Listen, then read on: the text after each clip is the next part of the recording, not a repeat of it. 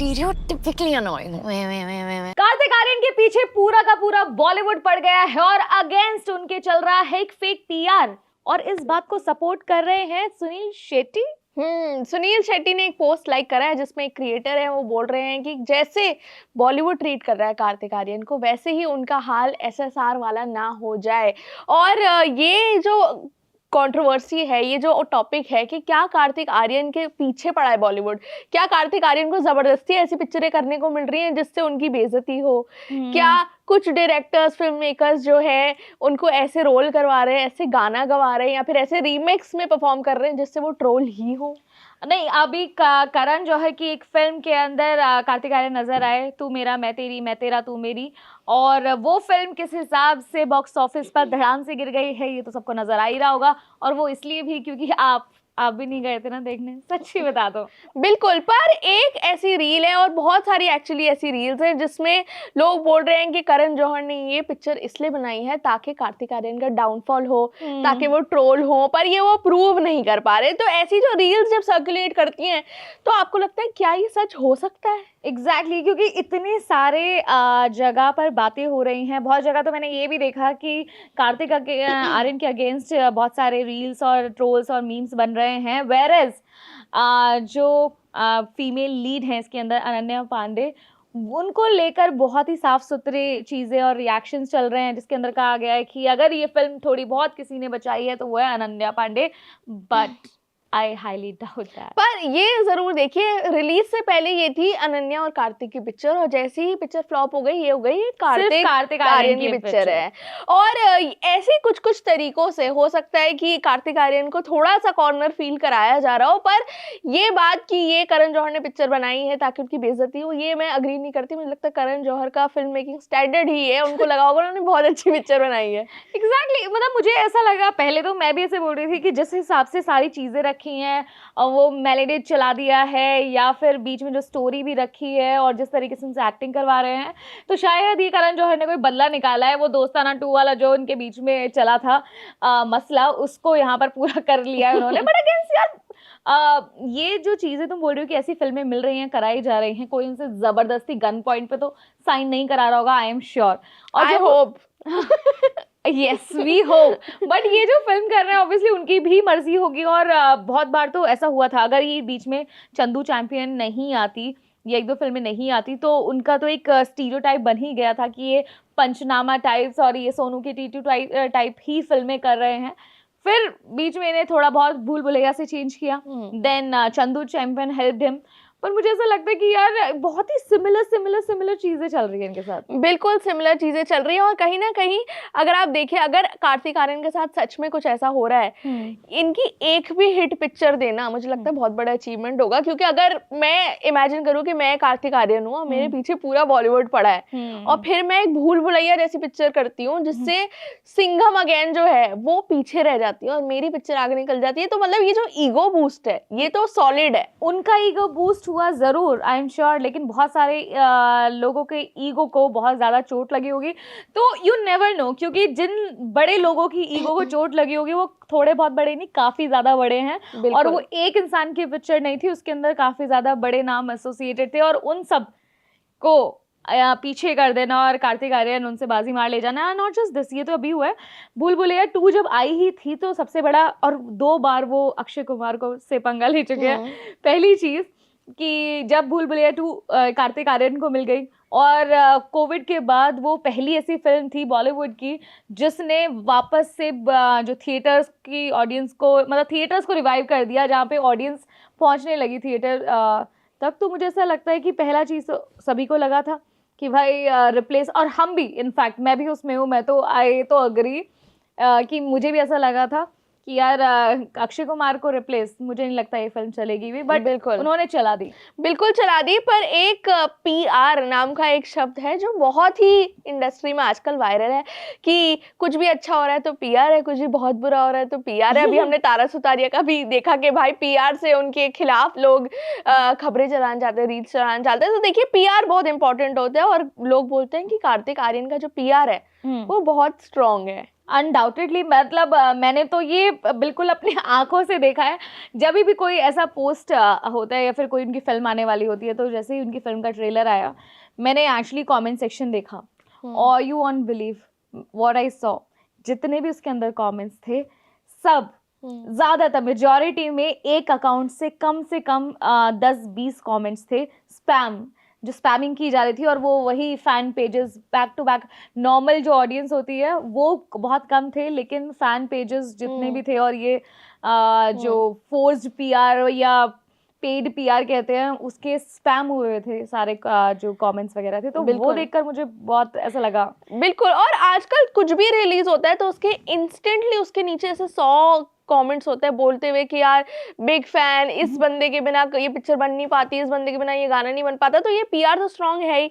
कहीं ना कहीं लोग ये भी बोल रहे हैं कि ये जो एसएसआर वाला टॉपिक उठा है, ये भी कार्तिक आर्यन का पीआर हो सकता है।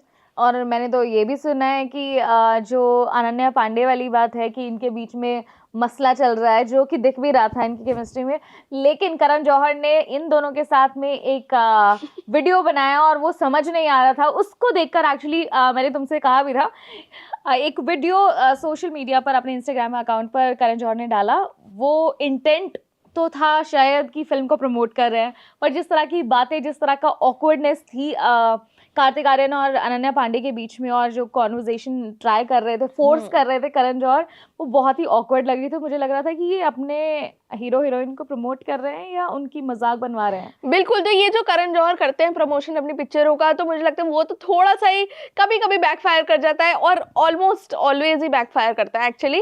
पर ये कार्तिक आर्यन के लिए तो मुझे लगता है कि पहले तो प्यार ही था, बल्कि पहले तो करण जौहर का ही सपोर्ट पहुंचा था, और बहुत प्यार था भाई। वरना सारा अली खान और कार्तिक आर्यन के बीच में थोड़ा बहुत भी कुछ होता, जो हुआ था बिल्कुल हुआ था, और वो शायद करण जौहर के शो में ही हुआ था। बिल्कुल, और मुझे तो लगता है वहीं से जो राइज ऑफ कार्तिक आर्यन था, जब हमने देखा है कार्तिक आर्यन की बैक टू बैक अच्छी पिक्चरें आनी शुरू हो गई हैं, उसके साथ ये जो सारा नेपो गैंग था, इन्होंने अब सब एक एक करके कार्तिक आर्यन को डेट करना तो शुरू कर दिया था। ये आप ऐसे बोल रही हैं या फिर ये उल्टा है? मतलब कार्तिक आर्यन को डेट करना शुरू कर दिया था, या कार्तिक आर्यन ने धीरे धीरे करके सबको डेट करना शुरू कर दिया? दो साइड कॉइन है ये, कि कुछ भी हो सकता है। देखिए, ये जो एकदम से प्यार का पंचनामा आई, आकाशवाणी आई, बहुत बढ़िया पिक्चर थी। पंचनामा 2 आई, सोनू के टीटू की स्वीटी आई, काची आई, लुका छुपी आई, और मुझे लगता है हो सकता है इनमें से सारी पिक्चर सुपर डुपर हिट ना हो, पर वो जो इस्टेब्लिश करना होता है एक स्टार को, वो इन पिक्चरों ने कार्तिक आर्यन को कर दिया था। अब स्टार मैं कहूंगी कि वहां तक उनके पास नहीं आया था, बट आफ्टर भूल भुलैया दैट हैपेंड, और वो तो ना एक राइजिंग स्टार की, अच्छा ठीक है, एक आउटसाइडर ने अपनी वो जगह बना ली है, वो वहां से आई एम श्योर हुआ। और सिंघम 3 को करने के बाद पहले ऐसा लग रहा था कि शिट यार, ये जो क्लैश है ये बहुत भारी पड़ने वाला है भूल भुलैया 3 पर। डाउनफॉल शुरू हुआ मुझे लगता है। देखिए, ये तो सब राइज हो रहा है। भूल भुलैया 2 भी आई थी, सब लोगों ने बोला वाओ कार्तिक आर्यन, इनको दोस्ताना 2 ऑफर कर दी गई करण जौहर की तरफ से।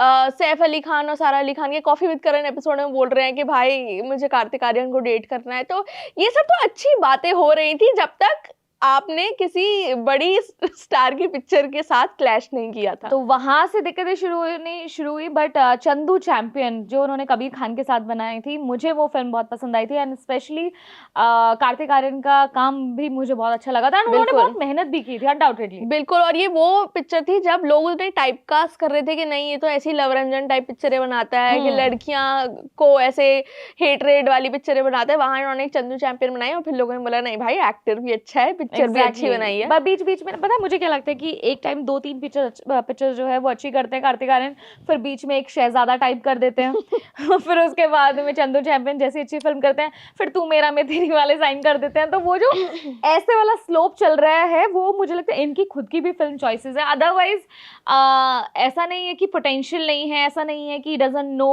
The craft, he does know, and that's why ये जो भूल भुलैया भी हुआ, या फिर चंदू चैंपियन भी हुआ, या उसके अलावा भी और जो फिल्में हुई वो हो रही हैं।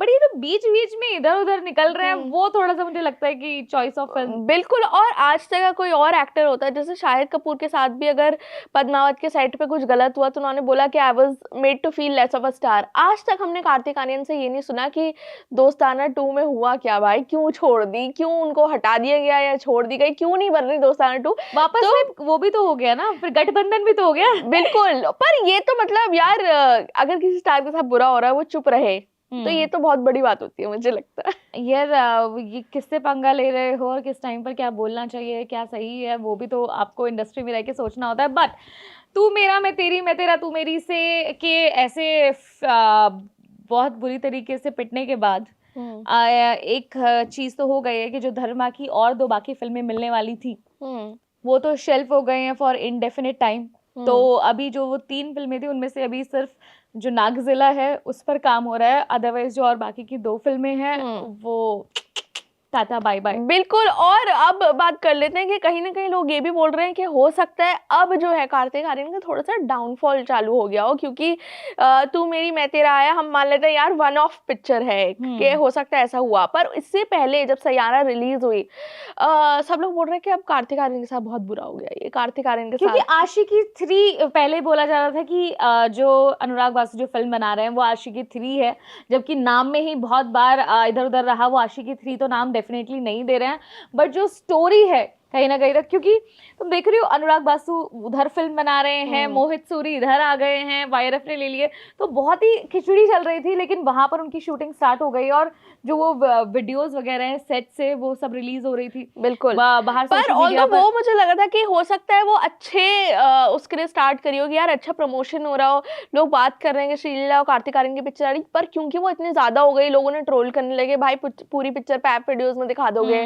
तो मुझे लगता है कहीं ना कहीं आशिकी 3 जो है उसका फ्यूचर अगर वो बिल्कुल भी सैयारा जैसी है तो उसको सैयारा वाला सक्सेस तो नहीं मिलेगा, क्योंकि back to back similar pictures का आना और क्योंकि अभी सैयारा गई है उसने सारा लाइमलाइट ले लिया, सारे दिल जले आशिक, नॉट दिल जले बट वैसे आशिकों का जितना भी प्यार मिलना था या उनकी पॉकेट से जितने पैसे निकलवाने थे वो सैयारा निकलवा चुकी है। दैट्स व्हाई ये जो पोस्टपोन हुई है, ऑब्वियसली पोस्टपोन होने से किसी को भी नुकसान तो डेफिनेटली होगा कि फिल्म बना के रखी है लेकिन उसको रिलीज नहीं कर रहे हैं। उसके बाद अभी उन्होंने कबीर खान के साथ भी एक उनकी चल रही है बातचीत एक और फिल्म के लिए, लेकिन कुछ कुछ जो उनके प्रोजेक्ट हैं वो इस फिल्म के बाद से थोड़े इधर उधर हो गए। नागजिला जो एक और मूवी है जिसका पोस्टर आ चुका है और अनाउंसमेंट हो चुकी है, वो भी मुझे थोड़ी बहुत ही डामाडोल लग रही है, क्योंकि आप एक इंडियन ऑडियंस को ऐसी पिक्चर दे रहे हो जिसमें नाग बने हो। यार क्यों कैसी बातें कर रही हो सानिया, भेड़िया यहाँ पे चल रहा है,